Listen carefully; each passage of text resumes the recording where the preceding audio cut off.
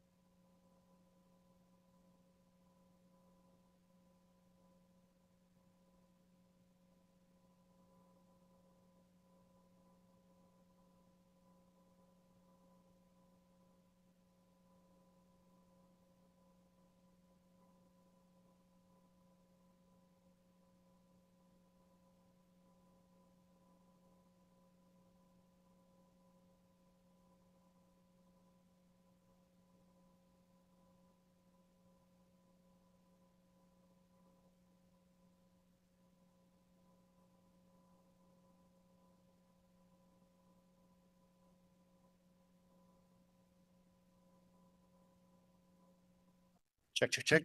Check, check, check.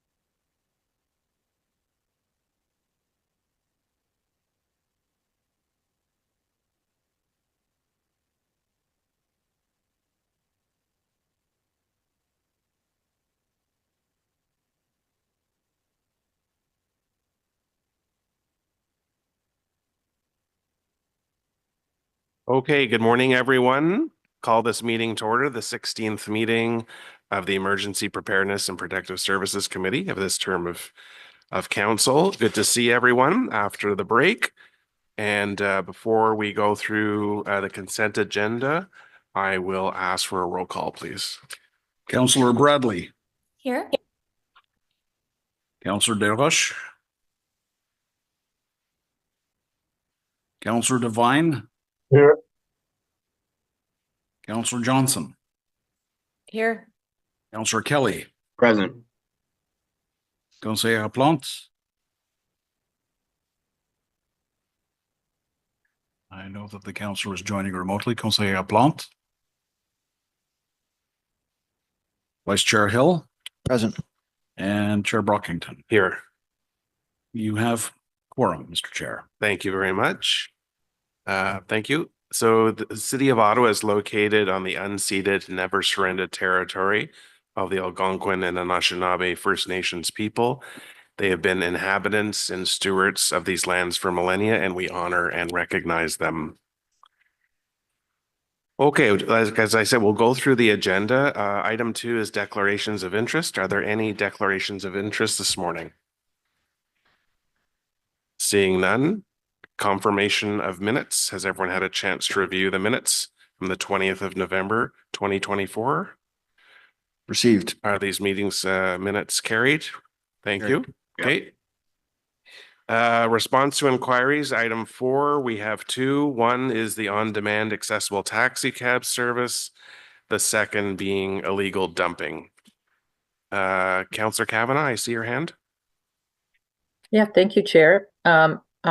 I would like to ask something about the accessible taxi. And thank you to Councillor Bradley for putting it forward for me. Is it, can I do it now, or would you want to come back to it? I'll just ask consent of my colleagues. Can we lift this item, colleagues? I see heads nodding. Thank you. Does anyone want to lift illegal dumping? Councillor Vice Chair Hill, consent from committee members to lift that as well? All right. Okay, we might as well just go into this now. So Councillor Kavanagh on the on-demand accessible taxi cab service. Yeah, thank you very much. And thank you to staff for getting back to me. This is from a resident's experience and not a very good one, unfortunately. So that is why they asked me to put forward these questions. But what we're not getting is perhaps because this goes to Emergency and Protective Services Committee and it's a transit issue of it's not getting at the issue of how effective this is as transportation. This is a pilot project going on, and I know that they're going to be an assessment of it, but I just want to know if we can get some kind of measurement of comparing it with the OC Paratranspo, because it has been very frustrating for somebody who lives in a wheelchair and must use these services.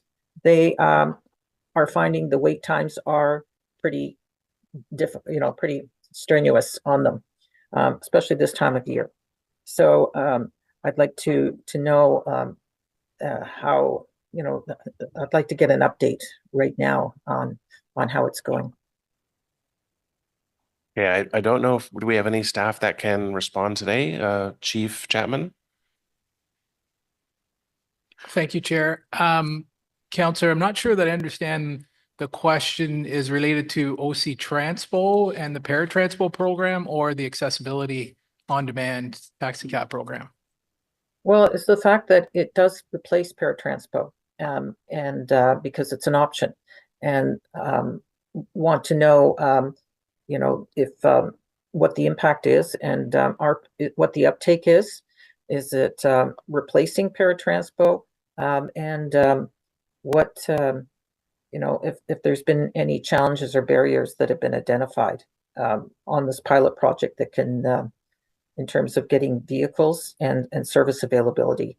Our resident has found that that the cab drivers are taking this incentive, but not necessarily following through. That's his experience. So just want to get some information on how that's being monitored. Okay, thank you, Chair. Counselor, thank you for the question. I mean, there is a clear distinction between the on-demand accessible taxi service and the pilot that Bylaw and Regulatory Services is responsible for, and paratranspo still running in parallel, but we have no oversight of the para program. So can certainly connect with our colleagues in OC Transpo and see if we can get you some additional information on that. But as far as the on-demand taxi service, I can say that, and we've indicated in the inquiry response that although early in the pilot, the data so far is showing that there's been a substantial improvement to the program, albeit admittedly still not perfect. We were hoping to see more fully accessible vehicles on the road by now. We've only seen an increase of 3, although we have seen some uptake on the service itself. I mean, before the pilot, we saw between 900 and 1,000 rides a month. We're now seeing between 1,200 and 1,300 rides per month. So there has been an increase in the demand. We do audit the records on a monthly basis, and what we're seeing right now is that the response time, the wait times have increased or have improved, to between 9 and 15 minutes. Again, not to say that outside of the peak times, Sunday night, 11 o'clock, there may be the occasional time where, if you're waiting for a fully accessible vehicle, you might wait 45 minutes to an hour. But that would be very similar to requesting a standard cab, which would be, a 45-minute wait in some cases, depending on where you're calling from. So, I mean, still some improvement to be done. We're in regular communication with the taxi union as well as the brokers themselves. I think everybody's rowing in the same direction. We all have the same interest here. And we're hoping to see that we can get some more vehicles on later this year. And Chair, if I could just add to Roger's comments as well, just in terms of the efficacy of the pilot, staff will be reporting back to this committee on that data. And as part of the pilot project, we will provide this back at the end of I believe it's a 3-year pilot. I'm just looking over at Roger. Yeah, at the end of the 3-year pilot. Okay, thank you for that. Counselor, is there anything further? Yes, thank you. Now, wasn't the pilot project meant to alleviate some pressure from paratranspo? It's difficult when there's, where you're in different silos, and I hope that there will be some comparisons. And is it possible to have a report that brings in that angle? Mr. Chair, thank you, Counselor, for the question. Certainly, we can look at that in our annual report, adding some information on Paris program. We'll connect with OC Transpo on that. But again, this isn't our pilot that we're running for the on-demand service is not to replace Paris service that they provide. The Paris service is a pre-booking service, whereas the taxi pilot that we're running right now is an on-demand service. So it's to ensure that the accessible community is getting the taxi service in a timely manner. So as I said, right now we're seeing between a 9 and 15-minute wait. Yeah, no, we understand it's not to replace, but obviously it's the same customer base. And so we just want to know how it's working for them. They should have choice. They should have choice of an accessible taxi. And if they have something that's regular and that can be booked, they use paratranspo. But anyway, it's been a bit frustrating. And that's why the inquiry was made. And again, thanks to Councillor Bradley for putting it forward. And I look forward to more information. But I do hope there's some coordination with OC Transpo. Thank you. Thank you, Councillor Kavanagh, for raising that this morning, and Councillor Kelly on this, Adam. Sorry, I actually wanted to chat about illegal dumping. So is that okay to do now, Chair? I just want to address accessible taxi cab service first. So on this item, Councillor Johnson, and then we'll come back to illegal dumping. Thank you, Chair. So just to clarify, I know that when this pilot was first submitted to committee, there had been quite a bit of conversation about the involvement of paratranspo in an ongoing way. So, but yet when we ask sort of questions that relate to the two departments, you very clearly, Director Chapman sort of said, we understand this part of it, and this is the part that we control. So could you help us to understand what the ongoing collaboration is between the paratranspo senior leadership team of OC Transpo and your office to address some of the overlap that is present in this pilot? Because I think when it comes back, I think we had that conversation when it comes back for full review, as the GM suggests, that we anticipate that there will be an imperfectly siloed conversation on this, and we will actually require, OC Transpo as well as likely bylaw to address the user need. So can you help us to understand when it comes back how that coordination is being achieved? Mr. Chair, thank you for the question, Councillor. So I can commit to providing that update as GM Pearl has said. We'll include that in our annual report. We can have discussion at that time. So we'll include some of the collaboration that's happened with Paratranspo on the accessible service. Again, keeping in mind that this pilot that we're overseeing is about the on-demand service, and Paratranspo continues to provide the service for pre-booking service. There was some discussion at committee previously about shared dispatch service, and we did engage in conversations with Paratranspo staff about taking over the centralized dispatch. The challenge that they have is that they're not set up for that. In fact, the dispatch for Para is done through Coventry Connections. So that's who we ended up going with the centralized dispatch service that we have for on-demand service as well. But that's not to say that at the end of this pilot that Paratranspo may be set up and might be the opportunity then for them to take over central dispatch of both on-demand and pre-booking service. So there is conversations that are happening around that, but at this time they're not prepared to take that on.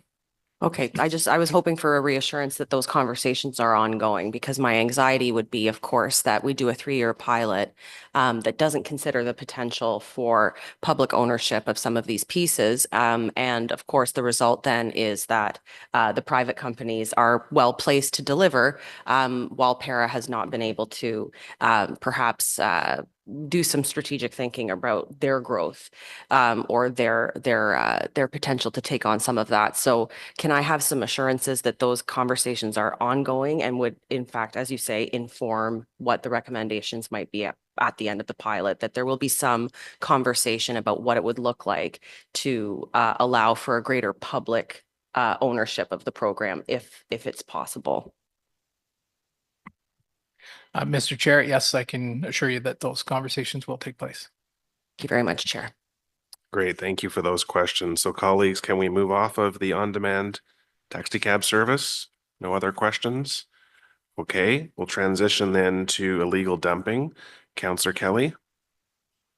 Thank you very much, Mr. Chair. I had recently had an issue in my ward, got a email or a call from a constituent saying there had been 8 bags of garbage dumped in the ditch close to their property. I believe it was either them or their neighbor that was told by bylaw that it was their responsibility to get rid of, and the bylaw that was referenced, I believe, was the ditch maintenance bylaw, or whatever it's actually called. I'm sure it's not called the ditch maintenance bylaw.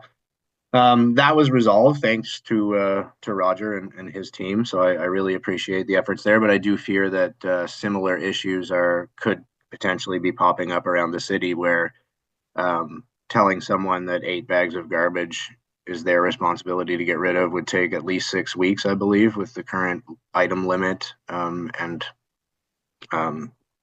time between pickups. And I read in this response to the inquiry that, and I believe, and this is my question, is if I can be corrected if I'm wrong, if garbage is dumped illegally on someone's private property, unless evidence can be found that links that back to someone, then it is that the private property's owner responsibility to get rid of this illegally dumped garbage? Mr. Chair, Councillor, thank you for the question. Yes, that's correct. If the garbage is dumped illegally on private property, and there's no evidence to substantiate or identify who dumped it there, yes, it would ultimately be the property owner's responsibility to remove that garbage.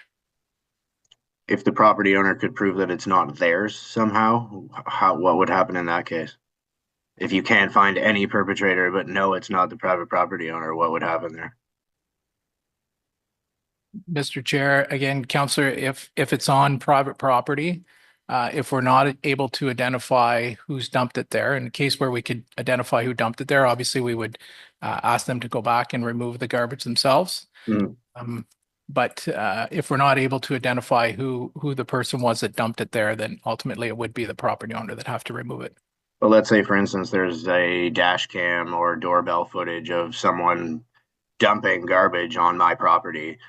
The license plate is obscured. We can't find out who that person is, but we know for sure it wasn't me. Is it still my responsibility? Mr. Chair, yes, Councillor, it would be the property owner's responsibility to remove that garbage. Yeah, we may want to look at changing that. Also, we may want to, and when I look at the ditch maintenance bylaw and it being my responsibility to clean garbage, whether it's a chip bag or a water bottle or a pop can or dog poop or whatever's in there, that sounds reasonable to me. And when I read that bylaw, I don't for 1 second interpret that it would be my responsibility to get rid of 8 bags of garbage illegally dumped in the ditch in front of my house, and again would take weeks to get rid of with the 3-item limit, of course, because I'm producing my own garbage. So I'm hoping that we can ensure some clarity on that for residents moving forward and for bylaw officers going out to enforce that. So I'm not sure if you have any comments based on that, but that is the extent of my comments and questions on the illegal dumping. Thank you, Mr. Chair. Mr. Chair, Councillor, just to clarify one point. So if the garbage is in the ditch, it's not the responsibility of the property owner. So that's on city property. So the process that we have in place right now is that Public Works, Road Services would pick up that garbage. Again, if it's on private property, so somebody backs into somebody's laneway, onto the private property and dumps there, that's when it would become the property owner's responsibility to remove. Okay, thank you very much. Thank you, Councillor Kelly. Vice Chair Hill. Thank you, Mr. Chair, and thank you to Bylaw Services for the response to my inquiry. Illegal dumping is certainly something that I do hear a fair amount about. In your response to my inquiry, you spoke to how municipalities see a decline in illegal dumping about 3 to 6 months after the introduction of a new garbage limit to enforcement and due to enforcement and education. We're coming up on about the 6-month timeline since the policy was soft launched back in September. I'm just curious if you've seen changes so far since that start in terms of illegal dumping activity. Mr. Chair, thank you, Councillor, for the question. We did see a substantial increase in call volumes since September of 2024. Just to give a little bit of an indicator is 2022 we had 102 dumping calls. 2023 we had 93. Last year the number spiked to 739.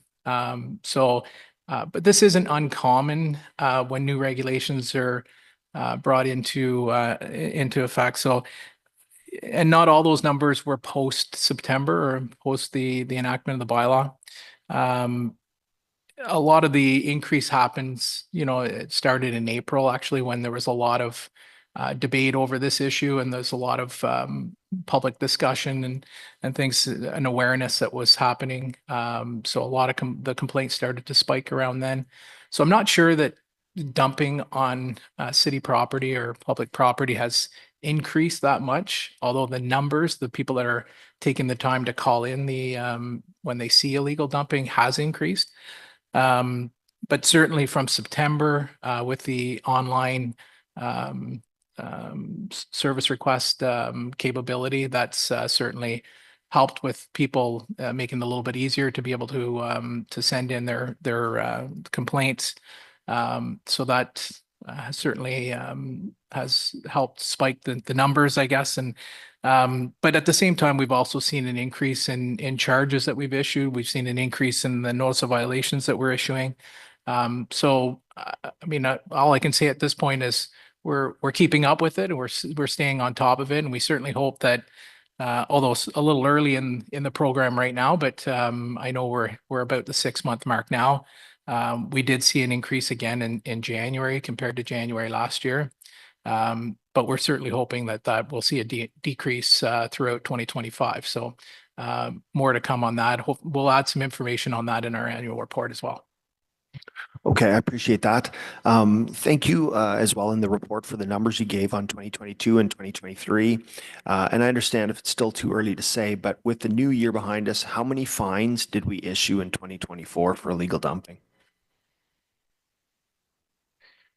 So since September of 2024, when the new regulations came into place, we've had 7 charges. We had just over, well, close to 300 calls since September, and we had 11 notice of violations that were issued. Okay, thank you. And I was glad to see in the report that you had sufficient resources to handle the increases to illegal dumping. Has anything changed since you wrote this report that would require new resources to be allocated to bylaw for the purposes of this bylaw? Mr. Chair, thank you, Councillor, for the question. Based on the service request that we've got in 2024, the 739, we feel that the 2 additional resources that we received through the enactment of the bylaws is sufficient at this time. Okay. And I know it's early days, but do you have an estimate on how much you would look to increase the fine for illegal dumping in parks when that report is brought to committee? Yeah, so Mr. Chair, thank you, Councillor. As we indicated in the report, the only one that we didn't increase was the Parks and Facilities bylaw. All other bylaws that were impacted here, we had increased the short form or the set fines to $615. We did not increase the one for Parks and Facilities bylaw because of the review that's happening now. So when that bylaw comes forward in, I believe it's Q2 of 2025, it's my understanding is it will be in a reenactment. So the set fines will have to be redone at that time. And our intention is to bring that one to be consistent with all other bylaws at $615. Thank you, Mr. Chair. Thank you, Vice Chair. Councillor Devine. Thank you, Chair. Thanks, Roger, for those answers you brought to my colleagues' questions. I think, and thank you, Councillor Hill, for submitting this inquiry. I think you just answered my first question, which was about trying to see if we're going to bring the fines for parks and facilities in line with the other fines. I appreciate that. Sounds like we're heading in that direction. So generally, while I appreciate the inquiry, I have not received many reports about illegal dumping in my ward, and certainly the ones that I have received have typically been attributed to general contractors doing illegal dumping as opposed to household waste. And that is not likely the result of the change to curbside waste diversion policy. But I do want to go back to my colleague, Councillor Kelly's question, because he described a situation that seemed to me quite reasonable to expect that the city might attend to it. So, Mr. Chapman, from what I understood from Councillor Kelly, if a resident can provide evidence that suggests that somebody else dumped on their private property, but you can't prove who that person was, i.e. if a resident can produce door cam footage, you can't see the license plate, but you can tell it's somebody dumping. Mr. Chapman, you were saying that the city is not responsible for clearing that garbage. It's the private resident who had the dumping, correct? Mr. Chair, Councillor, that is correct. Yes, if the dumping is on private property, it would be the property owner's responsibility. And I can understand that if that resident, who is the unfortunate victim of illegal dumping, if they can't provide some form of reasonable evidence, we might have issues of, I can understand why we can't provide a service there because we can't guarantee it. But what would be required because I think it's quite unreasonable. If I can show video of a truck coming by dumping on my property, and I'm sure this doesn't happen too often, but if I find it concerning that that level of documentation is not enough to require that the city handle that. What change would be required to enable that kind of situation to provide the resident with that kind of service from the city? Mr. Chair, Councillor, thank you for the question. Just so I just want to touch on to clarify a couple things. So, I mean, I say that the the property owner ultimately is responsible, keeping in mind that we do conduct a complete investigation. We try our best to try and identify who may have dumped there. The problem with some of the doorbell camera footage that we do receive, or even some of the other type of surveillance cameras that are out there, it's not always clear to be able to get a license plate. So, but there's other things that we look at without getting into enforcement tactics too much. But there are other identifying factors that we look at on the vehicle that we may be able to identify the individual. So we try our best to try and identify who may have dumped there. We've also purchased some of our own cameras that, from a fair distance, about a few hundred meters away, we're able to clearly see the license plate. So right now we have a few problematic areas that we've identified, and we do deploy our cameras in those areas, and we monitor those on a regular basis. So we have had some success in catching people illegally dumping in some of those areas. So, and we do encourage, private properties that have issues around commercial dumpsters and things like that to, if they can have cameras that have clear images, that certainly helps with our investigations. But yes, where we're unable to determine who the person was that dumped on that property, then yes, ultimately it would be the property owner.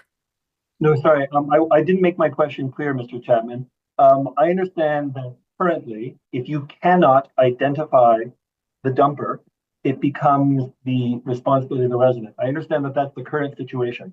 What I'm trying to ask is, it would be quite unfortunate for a resident to have this happen to them, even if the evidence they provide can't clarify who specifically did it.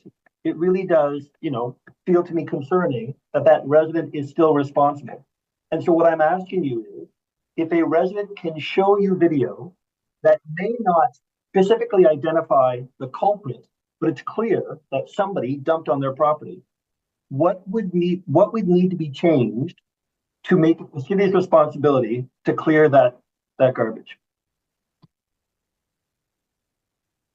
Mr. Chair, Councillor, thank you for the question. I think I understand what you're asking. So, I mean, I'd have to take that away and have a discussion with our colleagues in solid waste to see, this is again making the assumption that this dumping has occurred in a residential area where curbside service is provided. I can have a discussion with solid waste services to see if that's an opportunity where they may allow for additional bags and garbage to be put out at the curb that week. But again, if this was commercial where city services or curbside service isn't provided, it may in fact still remain to be the property owner's responsibility. All right. Thank you very much. I'll just follow up with my colleague, Councillor Kelly, and maybe together we can advance because I share his concern. Thank you, Chair. Thank you, Councillor, and thank you, colleagues, for your questions on these two matters. Seeing no other hands, we will move on with our agenda. Item 5 is the Ottawa Fire Service 2025 Station Location Study. We will hold this item for a presentation. Item 6 is status update, Emergency Preparedness Protective Services Committee inquiries and motions for the period ending 10 February 2025. Is this item received? Thank you. Okay. There's no other substantive business. So before we start off with item 5, I just have a few comments to make. We have crested our midway point of this term of council. And since 2023, we have received, reviewed, and approved 28 legislative reports and considered 11 inquiry responses on a broad range of topics. including the Ottawa Paramedic Service 2024 to 2026 investment plan, the false fire alarm strategy, snowplow contractor licensing, as well as updates on both the short-term rental regime and the provincial regime for towing and storing regulations. Our committee has also played a crucial role in securing funding for our paramedic, fire and bylaw, public safety, and other service areas. In Budget 2025, this funding ensured the continuation of effective operations by securing 63 new positions to support the important work of the Emergency and Protective Services Department.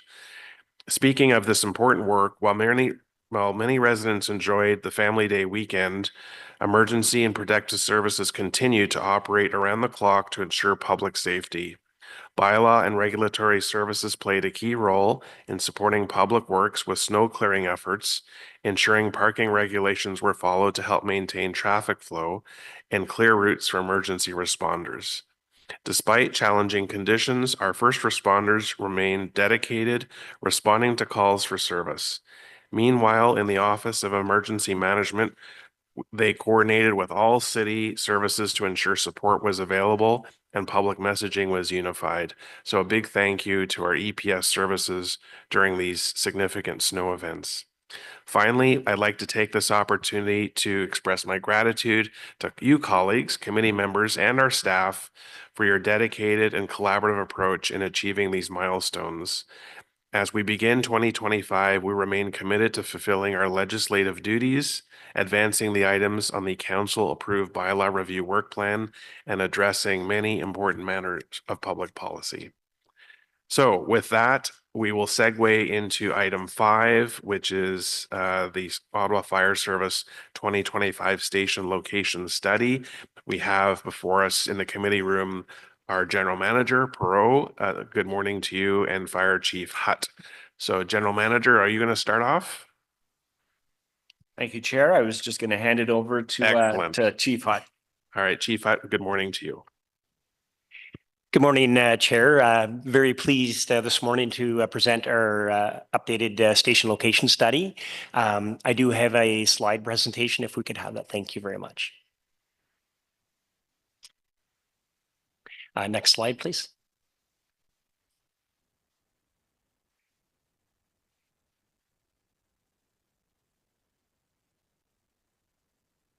Okay, the station location study aims to optimize fire station placement, and I apologize. I think I'm a slide ahead, so I'm just going to backtrack. The last station location study that was presented in at committee and council was in 2025, so it is out of date, and that's why we're before committee today. The new study completed today is a 10-year with a 5-year and a 10-year lens to be presented. We continue to meet our response times based on growth, intensification, and data. The last study that we completed in 2025, council approved standards of cover, and you'll hear me say this a couple times, and it's our accreditation process, which we have recently been reaccredited with, and it's our standards of cover, and it's a community risk assessment that we provide all this data. And in the last station location study, we did complete the Canada North Station as well as the Cedarville Road station as well. The new study supports the term of the council's strategic plan to improve emergency response times aimed aligning with emergency response with community needs. Next slide, please. There we go. These studies really take a data-driven approach, strategic positioning of apparatus and resources. What this study is going to look at is it's going to provide recommendations where it's reducing response times in our community by 5 minutes, and time does matter. So if we, from an emergency perspective, if we can get on scene quicker and sooner, that is part of our goal for sure. We look at future trends. We analyze the growth, development, intensification from a planning perspective. So we do have to take growth into future planning and considerations. We also look at response data. We look at our current resources, where they're located. We look at operational factors incorporating feedback and benchmarking as a result of our accreditation process. We also do internal reviews of our facilities, our current stations, fleet distribution, resources. And so really this is not just a recommendation for new stations because of intensification and growth. It is really a service review throughout the duration of our current resourcing and are we deploying in an effective and efficient manner. We also, through this process, we do a lot of consultation with city departments, also taking in consideration the recent Rural Summit results as well. Next slide, please. The recommendation before committee today is obviously receiving this report for information. And then we're also approving the expansion and the renovation of Station 94 located in Manotick, which is currently a volunteer station, and Station 93 to accommodate full-time career members within these staffing outlines. And we'll go through the details throughout this presentation. Next slide, please. So currently before you have a slide, and when we look at growth and intensification numbers, you see when areas start to reach a population of over 400 people per square kilometer, we start to apply through our accreditation and urban response lens. It goes without saying that the more populated an area is, the more calls that you receive. So currently in Manotick, which is supported by our volunteer program, when we apply an urban standard, you'll see in the red, that is the area for an apparatus that first due can get on scene within 7 minutes and 13 seconds. When we apply an urban response, you'll see the green area, how much more. So you'll see the areas in the white where we're not reaching our response standards in an urban setting. And in the green, you'll see if we apply an urban lens to that area because of the intensification and the growth, it does fill in the gap between Station 47 in Barrhaven and Station 37 in Riverside South. Similarly, if you look at the Greeley area, if currently in the red is a volunteer first on scene response standard, so in a volunteer area, first on scene standard is 11 minutes and 8 seconds. If we apply an urban lens for that area, you'll see of 7 minutes and 13 seconds. You'll see the green area has expanded to support those neighborhoods. Next slide, please. So this is a population density chart that we use. Obviously, we consult with our planning and development colleagues. I did mention already the difference between an urban response and a rural response. Whenever we start to look at populations, and in particular, as part of the recommendation today, if you look at the Manotick area, it's already exceeding that, that 400 population per square kilometer. It's already red. And what this map also shows is it shows the future growth in the areas that we're recommending as well. Next slide, please. This map is a volunteer map, call map. So this highlights, and it's considered a heat map. So it identifies the number of responses that we have in our rural area. And this is not to preclude, when we did our study, we looked at all the city, right from the urban area to the rural area. Although we have high call volumes in the urban area, we are meeting our current standard, and we've echoed that as part of our annual report, that we are meeting our response standards in the urban area. I think it comes as no surprise, but we are seeing significant growth outwards. And through the support of this committee and council, Stittsville, Ward 6 will be online in Q3 and 4 of this year. And what this recommendation is showing is the changing Manotick from a volunteer to a composite, as well as Greeley from a volunteer to a composite. Next slide, please. What this chart illustrates is it just illustrates over a 5 years call volume for some of our rural areas. You can see Stittsville Station 81, which we've already addressed, you know, on average, they're responding to over 540 calls in a year. And not to take away from the excellent service, and we're so fortunate to have dedicated and committed volunteers, you also have to look at the retention and the capacity that they have to continue to respond to those levels. And then you'll see Manotick and Greeley shortly after that they're seeing significant call volumes within their communities. Next slide, please. So the funding strategy for this recommendation is we're looking for in 2027 to commence with renovations at the Station 94 in Manotick, with operating budgets for resourcing in 2028.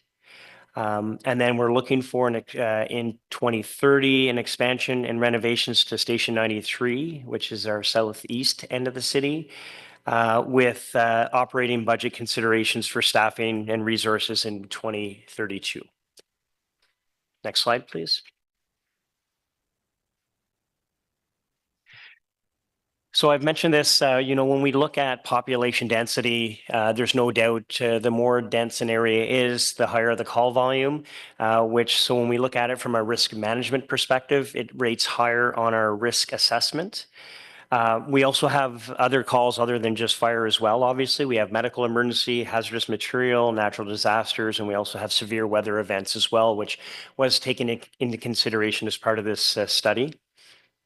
Again, higher populations of vulnerable individuals are more targeted, so we have to take that into consideration as well. And resource allocation, ensuring adequate distribution of fire stations and emergency services that cover all areas of the city effectively. Next slide, please. So as we move ahead, we're going to be consulting with our internal partners from infrastructure. You know, when we start talking about renovations and expansion of stations, we'll be working with our colleagues. Planning and development, we have to keep in mind these recommendations are a snapshot in time. We need to review the data that our planning and development and building folks provide to us, because that really helps us project what the future may look for our service. And then obviously working closely with financial services, because budgetary requests will be as part of annual budget discussions and budget process. So that concludes my presentation, and I'm happy to answer any questions that there may be. Thank you, Chief, very much for that overview. Appreciate it very much. I remember one of my first meetings on the old CPS receiving the old study from 10 years ago. So it's funny how this comes full circle. But as our city expands and grows, we have to make sure that our emergency services are well equipped to respond to all residents in this city. So thank you for this report and the study that went into it. Colleagues, do we have any questions for staff on this item?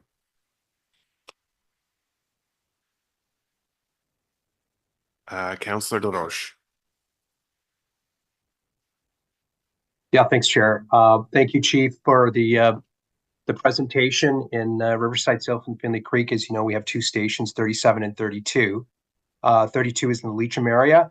I do want to take a minute to thank them, not only for their service to the community in the greater Leitrim Finley Creek area, but also the work they do in the community, specifically with the Rotary Respite Home. They do some fantastic fundraising and outreach in the community. And I think it's a model for other stations right across the city. I do want to talk about the Leitrim station. Obviously, it's a pre-amalgamation station.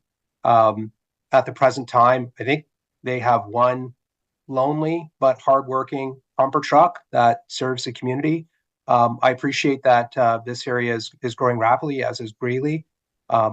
Potentially, you could have perhaps had another station that would serve that broader area there, but I accept your recommendations today. But I do wonder if the growth that we have in Finley Creek and Leitrim, if you see additional vehicles perhaps being acquired that would come out of Station 32.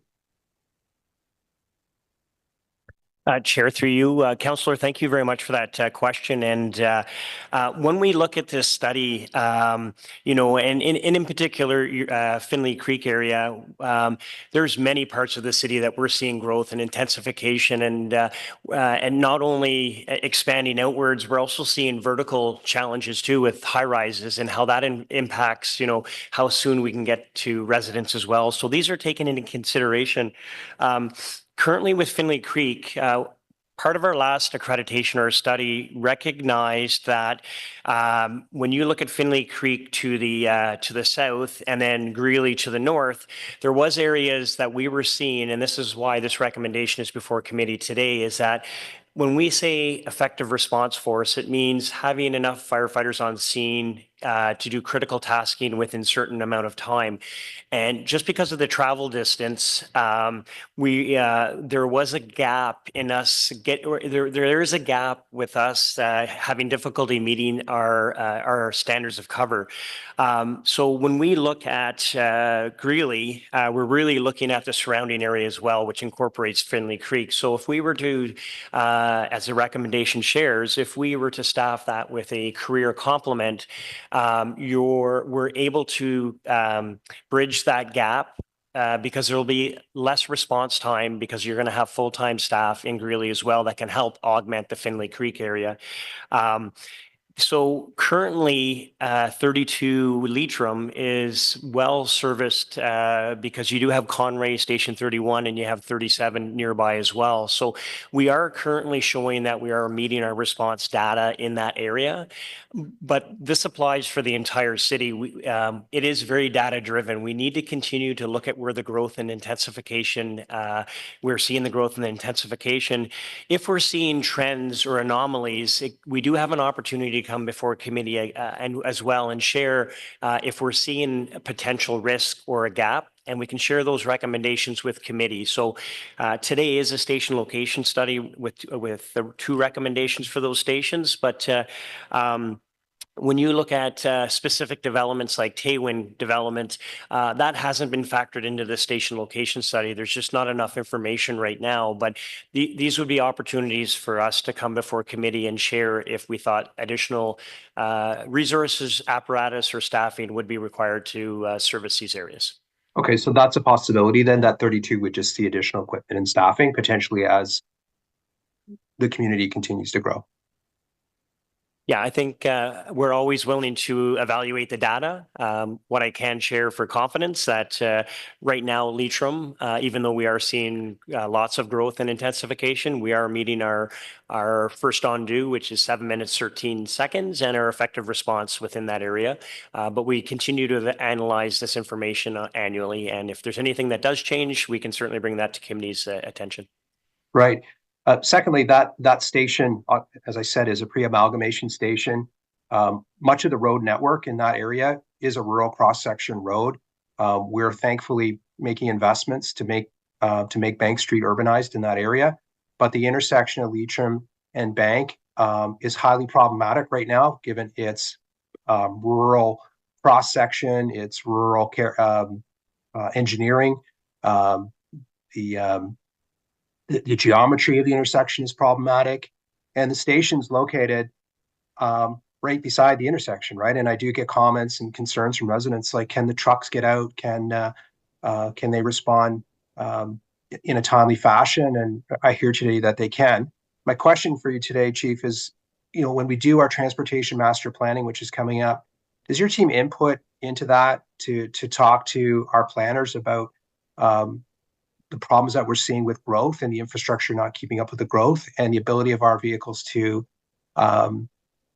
move? Again, it was a rural neighborhood in the old days of Leitrim, right? And you've suddenly had that community explode. So do you input into those planning decisions so that again, we can match the urban areas with urban infrastructure? So Chair, thank you for that question. That intersection certainly is very busy. A number of our fire stations, front very busy intersections. King Edward, for example. We do take, whenever we look at our data and our analysis, it does take road network, road travel speed on average into consideration as well. So those are part of our analytics and the data that we look at when we're coming up with our recommendations and suggestions. And so acknowledging that that is a very busy intersection. If there's future ways that we can support, our public works and how things get redesigned, certainly happy to have those conversations. But what I can share with you is that those areas that are highly trafficked areas or populated areas, that is all taken into consideration with our data analysis. Okay, thank you. Last question is just with Manotick, which is our neighbor in Riverside South. If I understand correctly, the recommendation to expand the Manotick station is based on the population growth in that area. It's not over concerns related to safety of the bridge traffic or what have you. So if you could just underline that what's driving that decision to expand that station is really the growth in the population that we've seen in that quadrant of the city, and not so much a safety concern over, motor vehicle accidents or what have you. Chair, thank you for the question. There may be competing concerns with the traffic flow, with the heavy vehicles in Manotick, but certainly when again, I'll repeat myself, when we looked at Manotick, we also have to take into consideration Barrhaven and Riverside South. So it's not just specifically that area, it's that population growth and density and how we can serve and get to our residents sooner and quicker in the most effective manner. So when we looked at Manotick, it's really to help again bridge the growth that we're seeing in the Barrhaven, the Riverside South, and in the Manotick area as well. Okay, that's all for me today. Thank you very much, Chief. Thank you. Thank you, Councillor, for those questions. Chief, I'll just ask, when stations 93 and 94 are under construction, do they remain open, or do you make alternate decisions to continue to provide service in those areas? We work, thank you, Chair, for that question, and good question. When renovations, as is currently occurring in Stittsville right now, the station does remain available. It is our priority that those stations stay active for serving their communities. So we work very closely with the infrastructure and building, construction and design, and we facilitate it in a way that we can continue with the response out of that station, those stations. Thank you. And my other question is, does the location study examine current stations to confirm that they're still the best locations, given that there's developments and expansions inside the city as well? Chair, thank you. We have Ottawa, the City of Ottawa, the Fire Services has 45 very strategically located stations, and that is taken into consideration.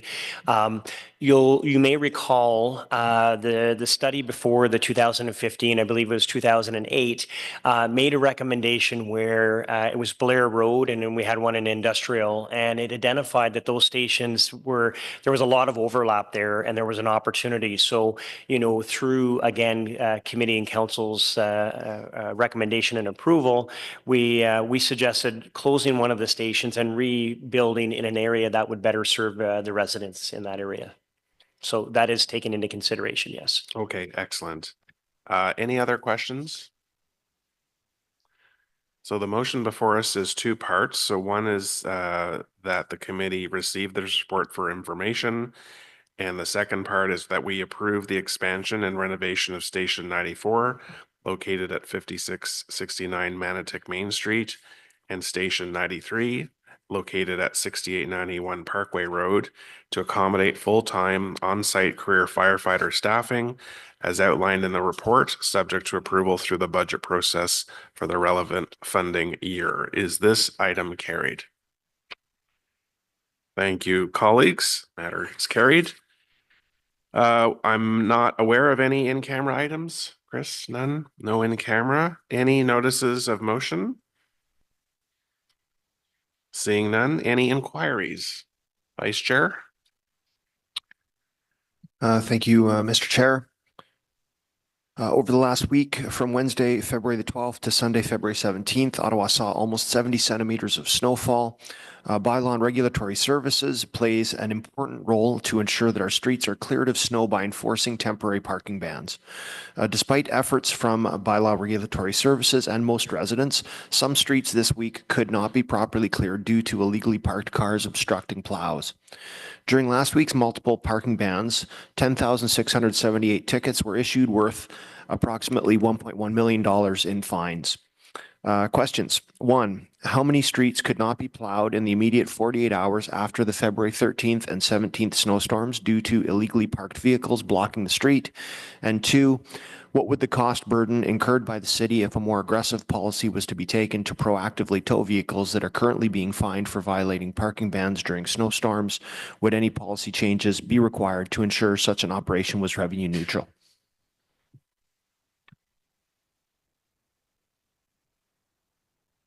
Okay. There's no part 3. For those of you who saw the screen, there's no part 3 to that inquiry. So thank you, Vice Chair. Any other inquiries? Seeing none, and I'm not aware of any other business. We are tentatively scheduled to meet again March 20th. There's some potential date changes this spring coming up, so stay tuned. So tentative now for March 20th, but I'm just highlighting that date may change. So given that the business before us is completed today, we are now adjourned. Thank you.